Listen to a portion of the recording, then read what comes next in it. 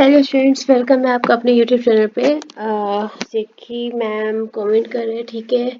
थोड़ी सी वॉइस में डिस्टरबेंस हो सकती है क्योंकि थोड़ा सा प्लेस चेंज किया है, तो हो सकता है मौसम थोड़ा सा गड़बड़ है, इसलिए हल्की सी तबीयत गड़बड़ है। चलिए देखिए, शिफ्ट 2 के क्वेश्चंस में क्या है हमारे पास। राज्य लोक सेवा आयोग के अध्यक्ष और सदस्यों को पद से कौन रिमूव कर सकता है, तो ये जो हटा सकता है। देखो यहाँ पर थोड़ा सा गड़बड़ है, राष्ट्रपति जी हटा सकते हैं, ठीक है।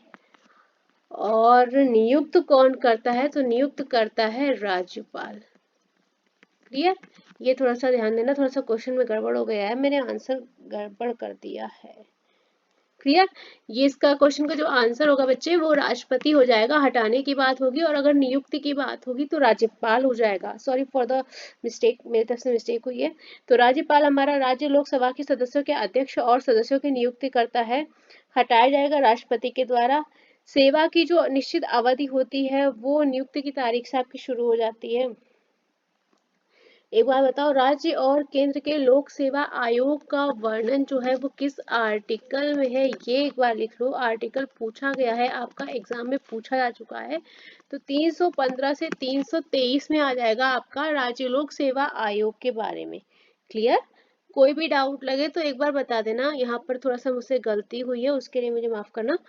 यहाँ पर आपका आंसर जो है हटाने के लिए आपका राष्ट्रपति हो जाएगा। चलो, ऑक्सीजन का परमाणु क्रमांक पूछा गया था बच्चे, कितना होता है। देखो परमाणु क्रमांक की बात आएगी तो हो जाएगा आपका 8।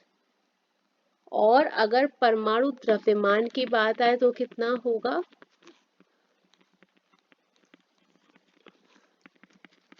बहुत से बच्चों को परमाणु क्रमांक और द्रव्यमान में कंफ्यूजन रहती है बहुत ज्यादा, तो मैंने दोनों ही लिख दिए हैं।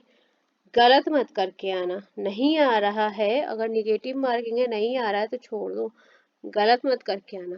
अब एक चीज और लिखो, ऑक्सीजन के एक परमाणु का द्रव्यमान कितना होता है, क्योंकि ये भी क्वेश्चन आया हुआ है एग्जाम में। द्रव्यमान कितना होता है, देखो यहाँ पर 2.66 मल्टीप्लाइड बाई 10⁻⁻23 ग्राम। क्लियर। ये हो गया आपके एक परमाणु का द्रव्यमान, किसके, ऑक्सीजन के। और इससे ज्यादा क्वेश्चन वैसे आएगा नहीं, हमने आपको ऑक्सीजन के बारे में काफी कुछ बता दिया। जो मुझे एग्जाम ओरिएंटेड मिला है कि जो एग्जाम में पूछा गया है वो हमने आपको मेंशन करा दिया है। 2024 के खेलो इंडिया यूथ गेम्स में कौन से नए खेल को शामिल किया गया है, देखो स्क्वैश को शामिल किया गया है, इसके साथ में आपका स्वदेशी मार्शल आर्ट को भी शामिल किया गया था, but the option is squash. Clear. चलो, डेमोक्रेटिक पार्टी की प्रत्याशी पूछी गई थी, कमला हैरिस ऑप्शन में था। मैंगो शावर जो है कौन से राज्य में होती है, Kerala and Karnataka both option में थे। मैंगो शावर है क्या ये आपका मानसून से पहले की वर्षा, मानसून से पूर्व वर्षा जो होती है वो आपकी कहलाती है बच्चे मैंगो शावर। क्लियर। चलो, होती कहाँ पर है, एक मिनट मैं रख लेती हूँ पे आप। चलो, जो आपका मैंगो शावर है वो आपका किन भागों में होती है, तो दक्षिण पूर्व में, दक्षिण पूर्व एशियाई भागों में होती है। आमतौर पर किस महीने में होती है, तो मार्च से अप्रैल के बीच में होती है आपकी ये मैंगो शावर। चलिए, ऑल्सो नोन एज केरल, तटीय क्षेत्रों में होती है, ये यहाँ पर लिख लो, तटीय क्षेत्रों में। कुछ छूट तो नहीं रहा ना। और मैंगो शावर को एक नाम से और जाना जाता है, ब्लॉसम वर्षा। ठीक है, तो ये भी लिख लो, ब्लॉसम रेन। तो इस नाम से भी आपसे क्वेश्चन पूछ लिया जाएगा, तो हमने आपको जितना डिटेल हो सकता था हमने आपको बता दिया है। आगे चलते। एक समंदर मेरे अंदर बुक किसने लिखी है, संजीव जोशी। संजीव जोशी के बारे में पता है ना, ब्रह्मोस एरोस्पेस सुना है, ब्रह्मोस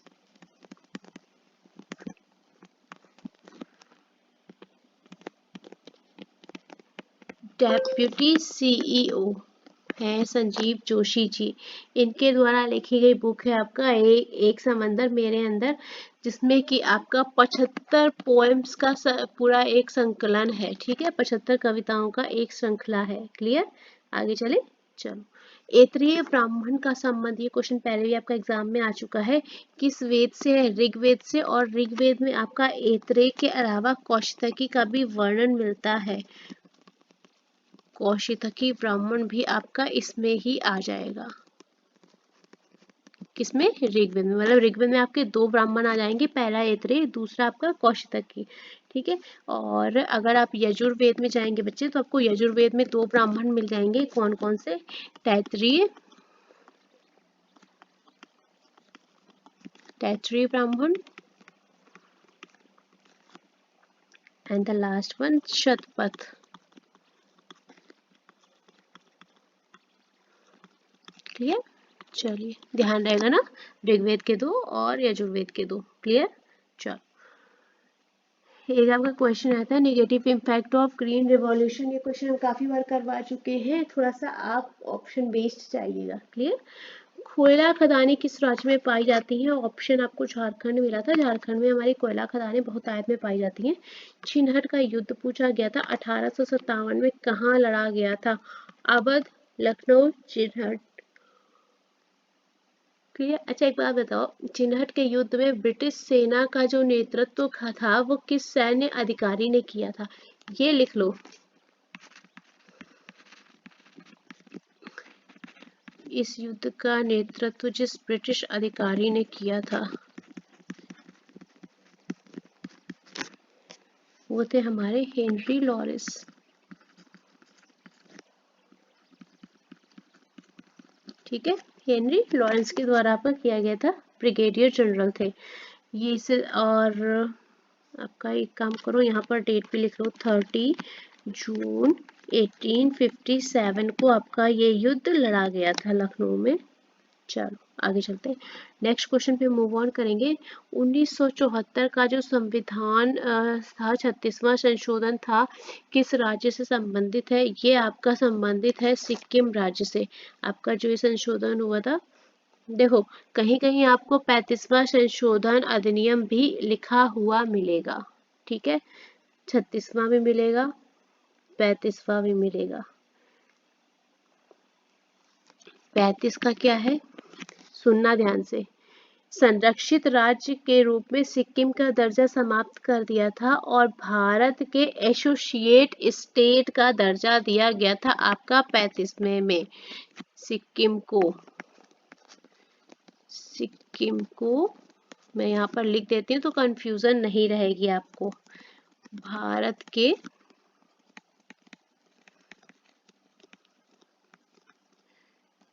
एसोसिएट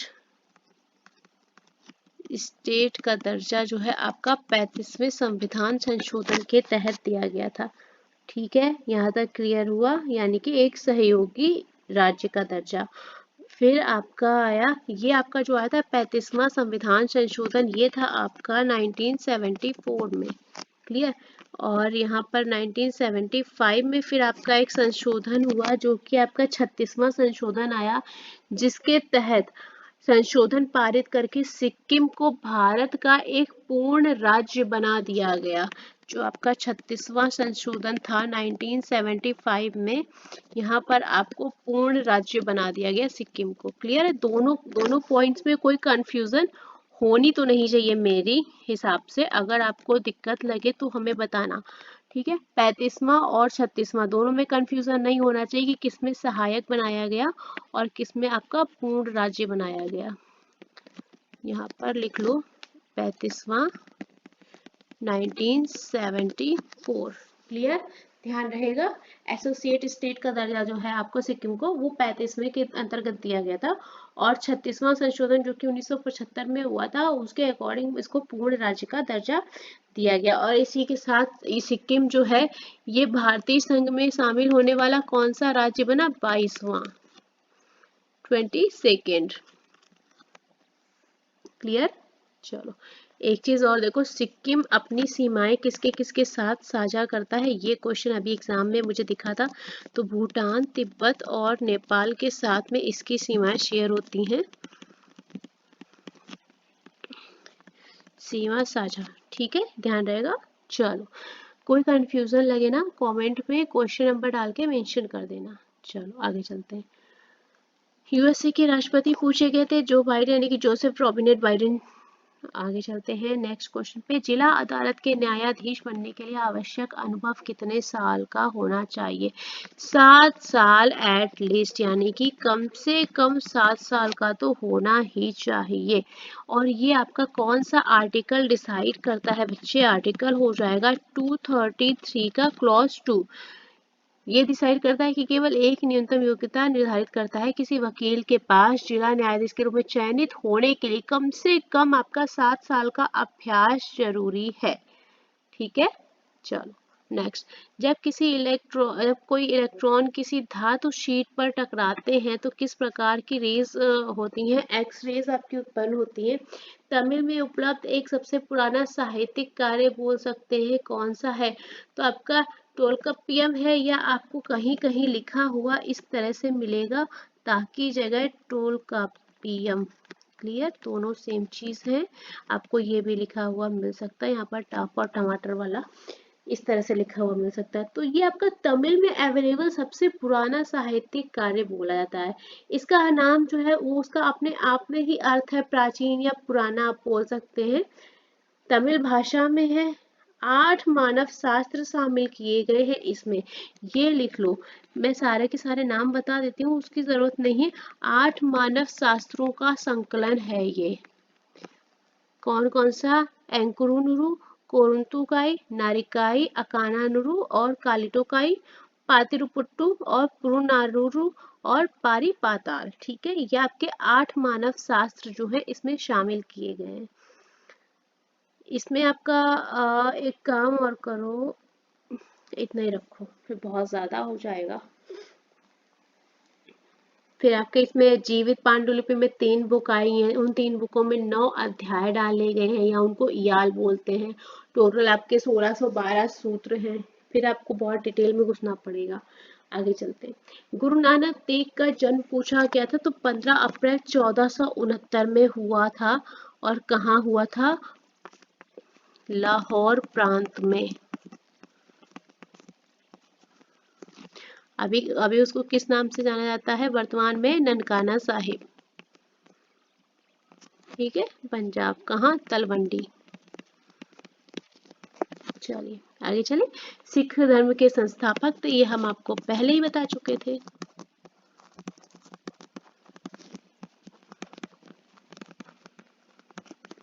और पहले गुरु थे, ये भी बता चुके थे। चलो आगे देखते हैं। नेक्स्ट हमारा क्वेश्चन है, किस नदी को बिहार का शोक कहा जाता है? तो आपकी कौन सी नदी हो जाएगी? कोसी नदी हमारा बिहार का शोक कहलाती है, पता है ना ये तो सबको। आगे चलते हैं। एक बात और बताओ, एक दो नदियां और लिखो, यहाँ पर हो सकता है क्वेश्चन आपसे बने। बंगाल का शोक किस नदी को कहा जाता है? बंगाल का शोक और उड़ीसा का शोक, यहाँ पर भी नदियां आपकी इन्वॉल्व हैं। उड़ीसा का शोक किस नदी को बोलते हैं? और असम का बताओ, असम का शोक। देखो, बंगाल का शोक तो हमारा हो गया दामोदर, ये आपको पता होगा, दामोदर नदी। और ये उड़ीसा का हो जाएगा आपका महानदी। और असम का शोक बोला जाएगा आपका ब्रह्मपुत्र नदी को भैया जी।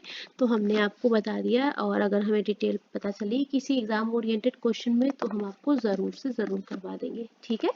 भारत के केंद्र शासित प्रदेशों का प्रशासन कौन करता है? केंद्र शासित प्रदेशों का प्रशासन जो है राष्ट्रपति जी करते हैं।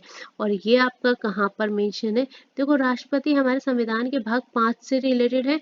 आर्टिकल है आपका 52 से 78 तक कार्यपालिका से संबंधित है, बताया था ना। चलो आगे चलते हैं। भारत, एक काम करो आप लोग, डिटेल लिखाएं क्या? राष्ट्रपति का कार्यकाल 5 वर्ष के लिए होता है। मुख्य ये आपको नॉलेज पता होगी ना, जैसे कि मुख्यमंत्री है तो राज्य सरकार का मुखिया होता है, राज्यपाल का जो है मुख्यमंत्री की नियुक्ति करते हैं, चुनाव आपका बहुमत के माध्यम से किया जाता है। डिटेल लिखानी पड़ेगी क्या इसकी? अगर आपको डिटेल चाहिए तो बता दो, हम आपको पीडीएफ अपलोड कर देंगे। एक बार हमें कमेंट में मेंशन कर देना अगर किसी बच्चे को इस तरह की डिटेल चाहिए पदों से रिलेटेड, कि मुख्यमंत्री की नियुक्ति या उनका योग्यता जो होती है, कौन नियुक्त करता है, कौन हटाता है, गवर्नर को कौन नियुक्त करता है, कौन हटाता है, प्रधानमंत्री, राष्ट्रपति, इस तरह की आपको अगर आपको डिटेल चाहिए तो हमें एक बार कमेंट कर देना, ठीक है?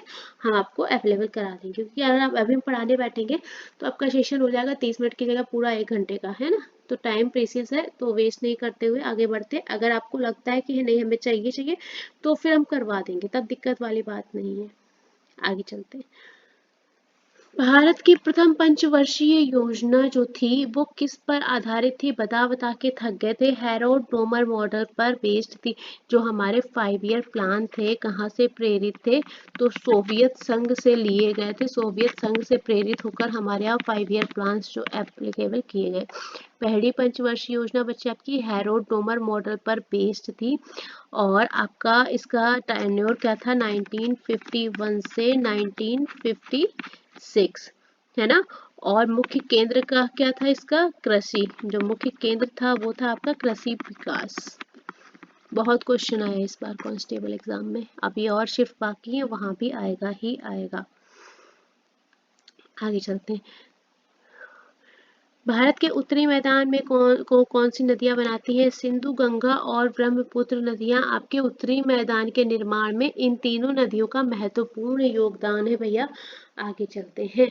भारत में 42वां संविधान संशोधन अधिनियम किस वर्ष पारित किया गया? 1976 में। 42वां संविधान संशोधन को हमने आपको क्या बताया था, क्या बोला गया था? लघु संविधान। क्योंकि इस भारतीय संविधान में बहुत ही ज्यादा संशोधन किए गए थे, याद है ना? चलो, आपका वर्ड जोड़े गए थे। यह सर्वोच्च न्यायालय उच्च न्यायालय की शक्ति को कम करने की कोशिश करता है। और आपका इसमें क्या ऐड किया गया था? 4th A, जो किससे रिलेटेड है? आपका मौलिक कर्तव्य से रिलेटेड है, इसको ऐड ऑन किया गया था। इसके अलावा इसमें प्रस्तावना में वर्ड ऐड किए गए थे, अगर आपको याद हो, कौन कौन से? समाजवादी और धर्मनिरपेक्ष। इसके अलावा आपका एक वर्ड और कौन सा ऐड किया गया था? अखंडता। याद आया? चलिए, इसलिए हमारा ये बहुत ही इम्पोर्टेंट संविधान संशोधन है जो कि 1976 में पारित किया गया था। आगे चले। जूट की सर्वाधिक उत्पादन किस राज्य में होती है? पश्चिम बंगाल में सबसे ज्यादा उत्पादन होती है। इसके अलावा आपका जूट की फसल देखो असम में भी होती है, उड़ीसा में भी होती है, बिहार हो गया, अपना यूपी हो गया, त्रिपुरा हो गया, मेघालय हो गया। बट ये है कि पश्चिम बंगाल में अकेले 50% जूट का उत्पादन होता है, और इसी के साथ ये सर्वाधिक उत्पादन वाला राज्य आपका बन जाता है ना? समझ में आया? चलो, जहां भी डाउट लगे हमें एक बार कमेंट कर देना क्वेश्चन नंबर डाल के। आगे चलते हैं। उच्च न्यायालय हाईकोर्ट न्यायाधीश की योग्यता पूछी गई थी आपसे। तो भारत का नागरिक तो होना ही होना चाहिए अगर आपको भारत में न्यायाधीश चाहिए, और कम से कम 10 वर्ष तक उसने किसी अधिवक्ता या न्यायिक पद पर कार्य करने का अनुभव लिया हो। देखो, एक्सपीरियंस बहुत काम आता है, और आपके जितने भी बड़े पद हैं वो ज्यादातर सब एक्सपीरियंस बेस्ड ही होते हैं, है ना? चलो, 36वें संविधान संशोधन अधिनियम 1975 के द्वारा कौन सा राज्य बना? हमने आपको बताया था ना, 36वां संविधान संशोधन 1975 में हुआ था। 35वें में आपका एसोसिएट स्टेट का दर्जा मिला था। दोनों चीजों को ध्यान रखना, 35वां 36वां अगर मिक्स किया तो बहुत मार पड़ेगी, सच बता रही हूँ। झूठ अगर मतलब गलत करके आए तो फिर गलत बात, मैं ना बताऊं उसके बाद गलत कराओ तो कह सकते हो, लेकिन बता रही हूँ उसके बाद अगर गलत करके आए ना तो सच में कुटाई करने वाली बात है। सिक्किम और किस नंबर का बना था? 22 यानी कि 22वां। क्लियर? चलो, नेक्स्ट। 1857 की क्रांति में, मेरठ क्रांति के बाद सैनिक कहाँ चले गए थे? दिल्ली की तरफ मूव ऑन कर गए थे हमारा। The relief of Lucknow painting की बात हुई थी, किसने बनाई थी? आपके ब्रिटिश कलाकार थे थॉमस जोन्स पार्कर के द्वारा आपका the relief of Lucknow painting को ड्रॉ किया गया था। दूसरी पंचवर्षीय योजना का उद्देश्य पूछा गया था, औद्योगिकरण क्षेत्र था, इंडस्ट्रियलाइजेशन फील्ड को बढ़ावा देना था, बताया था। पहले भी कराया था। आगे चलते हैं। कौन हिमाचल प्रदेश की जनजाति है? तो आपका हिमाचल प्रदेश की जनजाति में आ जाएगा जो ऑप्शन दिया था, गद्दी। इसके अलावा आपकी और भी जातियां आ जाती हैं, जैसे कि किन्नौरा हो गई और लाहौले हो गई, लाहौले जनजाति हो गई, गुर्जर जनजाति हो गई, ये आपकी शामिल है इसमें। और ऑप्शन में जो आपको मिला था वो गद्दी मिला था, ठीक है, गद्दी जनजाति। दिल्ली राज्य का कार्यकारी अध्यक्ष कौन होता है? राज्यपाल होते हैं कार्यकारी अध्यक्ष। राज्यपाल जो होते हैं किसी राज्य के मुख्य कार्यकारी अध्यक्ष होते हैं, इस बात को ध्यान रखो। आगे चलते हैं। आर्टिकल 36 आपका किससे रिलेटेड है? राज्य की परिभाषा का वर्णन करता है। मतलब ये बताया गया है कि राज्य का वही अर्थ है जो उसके भाग 3 में है। क्लियर? चलो। हारमोनियम वाद्य यंत्र है, किस वाद्य यंत्र की श्रेणी में आता है? ये आपका सुषिर वाद्य यंत्र है। देखो एक बात सुनो, यहाँ पर एक लिस्ट प्रिपेयर कर देती हूँ क्योंकि मुझे 2-3 क्वेश्चन मिल चुके हैं आपके वाद्य यंत्र वाले रिलेटेड। आपके जो वाद्य यंत्र है बच्चे, यहाँ पर देखो, थोड़ी सी जगह चाहिए रहेगी मुझे। वाद्य यंत्र, क्योंकि अब ये मैं डिटेल कर देती हूँ, क्योंकि पहली बार जब मुझे मिला था क्वेश्चन तो मुझे लगा था ऐसे ही आ गया, लेकिन 3-4 शिफ्ट से पूछ रहा है। आपका पहला क्या है? 4 तरह के तत्वाद्य यंत्र। सेकेंड है आपका सुषिर वाद्य यंत्र।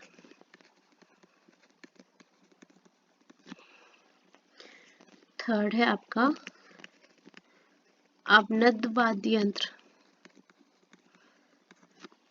और फोर्थ है आपका घन वाद्य यंत्र। 4 तरह के हो गए आपके क्या? वाद्य यंत्र। यहाँ तक बात समझ में आई? टोटल कितना? 4। अब हमारे जो इक्विपमेंट आएंगे वो इसमें ही आ जाएंगे। देखो तत्वाद्य यंत्र क्या होता है? जिसमें तार लगे होते हैं। आवाज किसके थ्रू निकलती है? तारों के माध्यम से। मैं यहाँ पर लिख रही हूँ, तार लगे होते हैं, आवाज आपकी कैसे जाती है? तारों के माध्यम से। शॉर्ट में लिख रही हूँ, क्लियर? तो जो इसमें आपके आ जाते हैं इक्विपमेंट, वो आप एग्जाम्पल में देखो। जैसे कि आपका सारंगी, तार होता है ना, तार के माध्यम से बजती है। अच्छा, सारंगी वादक आपको पता है ना, पंडित राम नारायण जी हो गए, अब्दुल करीम खान और गुलाम शबीर खान हो गए, रमेश मिश्रा हो गए, सुल्तान खान, बिंदु खान, सकूर खान। ये भी मैं लिस्ट आपको प्रोवाइड कर चुकी हूँ ना। अगर आपने पढ़ी होगी तो आपको नाम पता होंगे, नहीं पढ़ी होगी तो फिर प्रॉब्लम है। चलो, फिर आपका क्या हो जाएगा? सितार। सितार भी आपका तार पे बेस्ड है। और आपके जैसे पंडित रविशंकर जी हैं, उमा शंकर जी, शाहिद परवेज, निखिल बनर्जी, विलायत खान जी हो गए, आपके मुस्ताद अली खान हो गए। ये सब आपके सितार वाद उसमें आ जाएंगे, तत्वाद्य यंत्र। ये सब सितार वादक है। इसके अलावा फिर आपका क्या हो जाएगा? वायलिन। वायलिन भी आपका तार से बना होता है। आपके गणेश राजगोपाल जी हैं, NR मुरलीधरन जी हैं, MS गोपाल कृष्णन आपका अभी आया था, TN कृष्णन में पूछा जा चुका है ना, M चंद्रशेखरन, ये आपके वायलिन वादक हो गए। ये भी आपका तत्वाद्य यंत्र में आ जाएगा। फिर आपका नेक्स्ट क्या हो जाएगा? सरोद। सरोद भी आपका किस में आ जाएगा? तत्वाद्य यंत्र में। इसके अलावा आपका क्या आ जाएगा इसमें? संतूर। संतूर भी आपका किस में आ जाएगा? तत्वाद्य यंत्र में। और क्या आ जाएगा? गिटार। यहाँ तक समझ में आया अच्छे से? चलो, तो गिटार वादक भी आपके ब्रजभूषण काबरा जी हैं। और गिटार से रिलेटेड क्वेश्चन आपका एक बना था ना अभी, वाद्य मोहन विश्व मोहन जी से रिलेटेड, स्लाइडर गिटार। चलो ध्यान दो। नेक्स्ट है आपका सुषिर वाद्य यंत्र। ये ऐसे वाद्य यंत्र होते हैं बच्चे जिनको कि फूंक मारकर या हवा के द्वारा बजाया जाता है। यहाँ पर लिख लो, छोटा सा ध्यान रहे, फूंक मारकर या हवा के द्वारा, हवा के द्वारा बजाया जाता है, वो आपके कहलाते हैं सुषिर वाद्य यंत्र। जैसे कि आपका क्या आ जाता है? शहनाई। शहनाई के आपके वादक कौन है? बिस्मिल्लाह खान, अली अहमद हुसैन हो गए, दयाशंकर जगन्नाथ, बागेश्वरी कम्मर हो गए, कृष्णा राम चौधरी जी, शबरी खान है और सुल्तान खान है। शहनाई के बाद आपका फूक मार के क्या बचता है? बांसुरी। बांसुरी वादक में फिर कौन आ जाएंगे? सबसे ज्यादा पूछे जाने वाले हरि प्रसाद चौरसिया जी, राकेश चौरसिया जी, पन्नालाल घोष हो गए, राजेंद्र कुलकर्णी जी हो गए और राजेंद्र प्रसन्ना जी हो रहे, एन रमानी जी हैं। और आपका फिर क्या आ जाएगा? हारमोनियम। तो हारमोनियम आपका बच्चे आ जाता है सुषिर वाद्य यंत्र में। और हारमोनियम वादक में क्या आ जाएंगे? पुरुषोत्तम बालाबकर। ऐसे कुछ नाम है, थोड़ा सा कंफ्यूजन टाइप का। वालावलकर है आई थिंक, पुरुषोत्तम वालावलकर, ठीक है, हाँ यही है। और अप्पा जलगांवकर है, ज्ञान प्रकाश जी हैं, ये हमारे आ जाते हैं हारमोनियम वादक में। लिस्ट हमने आपको प्रोवाइड कर दी है। ये पुरुषोत्तम वालावलकर नाम थोड़ा सा डाउट में है, एक बार इसको चेक कर लेना, वैसे यही नाम है मेरे ख्याल से। नेक्स्ट है आपका अनुवत वाद्य यंत्र। तो ये ऐसे होते हैं जिनका निर्माण लकड़ी या धातु के गोलाकार घेरे से पशुओं की वो मड़कर किया जाता है, समझ लो ना, जिसमें लकड़ी या हाथ से चोट मारने पर ध्वनि उत्पन्न होती है। लिखाना जगह थोड़ी सी शॉर्टेज है, आप समझ लो, उसमें मैं एग्जांपल लिख देती हूँ, आपको आ जाएगा। लाइक तबला, लकड़ी का बना होता है, धातु का हो, गोलाकार या अर्धचंद्राकार रूप में। तबला हो जाएगा आपका, और क्या हो जाएगा आपका, मृदंग हो जाएगा। मृदंग देखा है, जिसके आप पुराने मंदिर है, मंदिरों में मिलेगा, पुराने मंदिरों में यूज होता था। पखावज,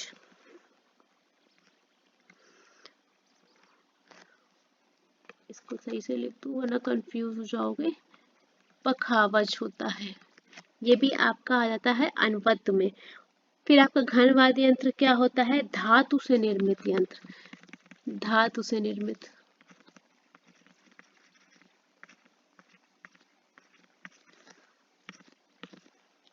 जैसे आपका अभी आता है मंजीरा, मंजीरा हो गया। और खड़ताल बोलते हैं, खड़ताल हो गया, खड़ताल बोलते हैं, या कहीं कहीं इसको गांव में लेडी संगीत रहता है तो वहां पर वो भी बोलते हैं झीका टाइप। झालर, वही ये अलग अलग स्टेट में अलग अलग बोला जाता है। इसके अलावा आपका इसमें आ जाएगा लेजिम। ठीक है, तो हमने आपको एग्जांपल लिखा दिया। अगर अब आपसे ये वाद्य यंत्र देके पूछ लेगा तो आप बता पाओगे कि किस वाद्य यंत्र में आता है। चलो, उदार शक्ति सैन्य अभ्यास किस देश के बीच होता है, भारत और मलेशिया के बीच होने वाला एक सैन्य अभ्यास है। प्रधानमंत्री किसके अध्यक्ष होते हैं, अंतरराष्ट्रीय परिषद। देखो बच्चे, यहाँ पर आप ऑप्शन के थ्रू जाइएगा, बाई ऑप्शन, मुझे अभी कंफर्म नहीं यहाँ पर ऑप्शन क्या था, सुनने में था अंतरराज्य परिषद था, क्योंकि हमारे देखो प्रधानमंत्री नीति आयोग के भी अध्यक्ष होते हैं ना, तो वहां पर आपको ऑप्शन क्या दिया था, एक बार उसके थ्रू जाइएगा। आगे चलते हैं। बैंकिंग अधिनियम 1995 से रिलेटेड आपका एक क्वेश्चन आया है, अभी हमें क्वेश्चन पता नहीं चला इसलिए हमने गलत क्वेश्चन मेंशन नहीं किया है। अगर पता चलता तो हम ज़रूर मेंशन कर देंगे, और अगर आगे पता चला तो हम आपको ज़रूर से ज़रूर बता देंगे। गलत बताने का देखो कोई मोटिव है नहीं, जितना पता चल जाता है उतना आपको शेयर कर देते हैं हम। भारत में 42वां संविधान संशोधन अधिनियम कब पारित हुआ, 1976 में। इस चीज को ध्यान रखो क्योंकि यहाँ पर आपके काफी आर्टिकल ऐड किए गए थे और प्रस्तावना में वर्ड्स भी ऐड किए गए थे, और तीनों वर्ड याद रखना, समाजवादी और धर्मनिरपेक्ष और अखंडता। ठीक है, चलो इम्पोर्टेंट है इसलिए बता रहे हैं हम, हो सकता है बाद में आप बोले कि एग्जाम में मिला था। गोवा को किस संशोधन के तहत पूर्ण राज्य का दर्जा दिया गया था, 56वां संविधान संशोधन हुआ था कब, 1987 में।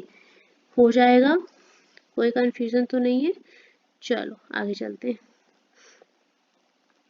देखो डिटेल जितनी हो सकती है उतना हम आपको बताने की कोशिश करते हैं। अच्छा एक बात बताओ, सिक्किम तो बना था 22वां, लेकिन जब गोवा के लिए संशोधन हुआ था तो गोवा राज्य बनने वाला कौन सा था, 25th राज्य बना था, यानी कि 25वां राज्य बना था।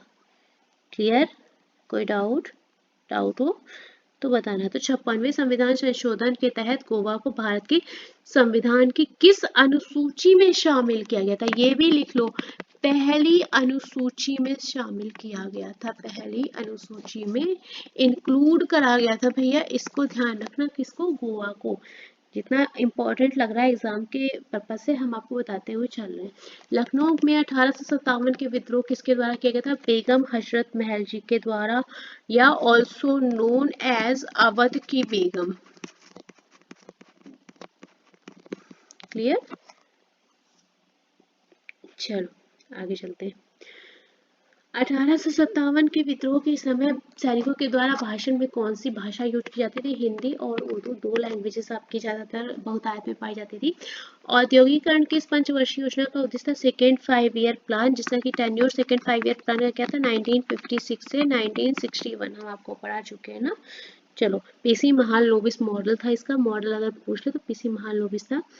नेक्स्ट है आपका जलोढ़ मिट्टी में कौन सी फसल उगाई जाती है, तो गन्ना हो गया, चावल, गेहूं, मक्का, दलहन, इनमें से कोई एक ऑप्शन आपको मिला होगा, बाय ऑप्शन के थ्रू आप जा सकते हैं। लेकिन आपको याद तो सारे करना है ना, क्योंकि आपको गेहूं दे दिया होगा, अगले एग्जाम में गेहूं थोड़ी ना देगा, कुछ और दे के पूछ लेगा, वो एग्जामिनर है, वो पूछ सकते हैं, काम आपका तैयार करना है।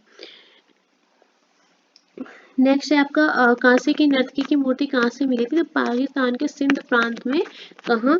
मोहनजोदड़ो में मिली थी कांसे की नर्तकी की मूर्ति, याद आएगा।